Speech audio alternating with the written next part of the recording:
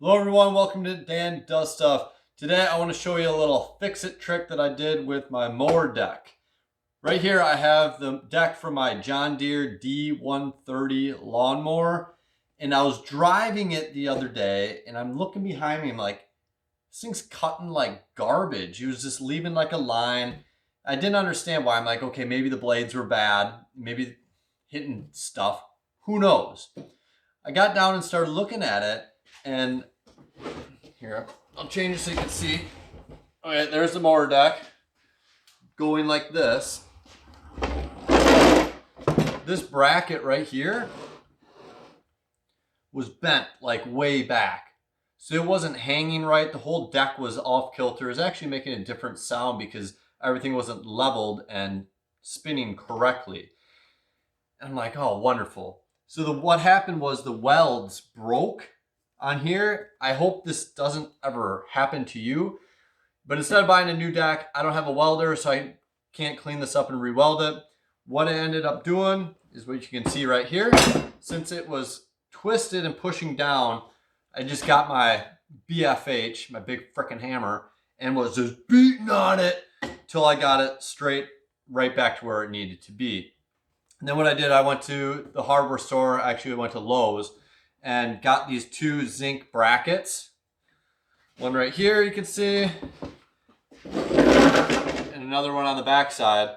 And I put them where I wanted them, and then I just used a red permanent marker to where I wanted to cut them.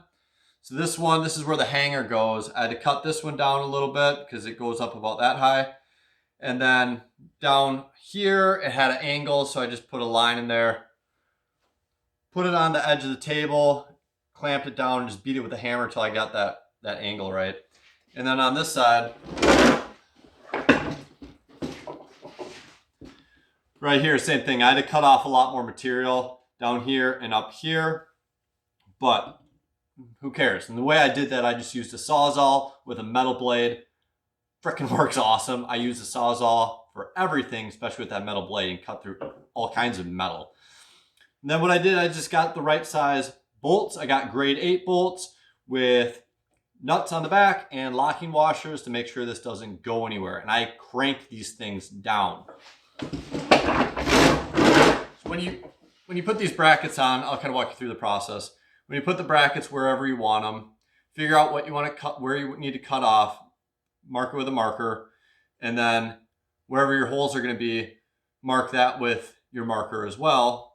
Take it all off, use a punch for each hole so you have a little indent, and then get the correct size drill bit to match your bolt.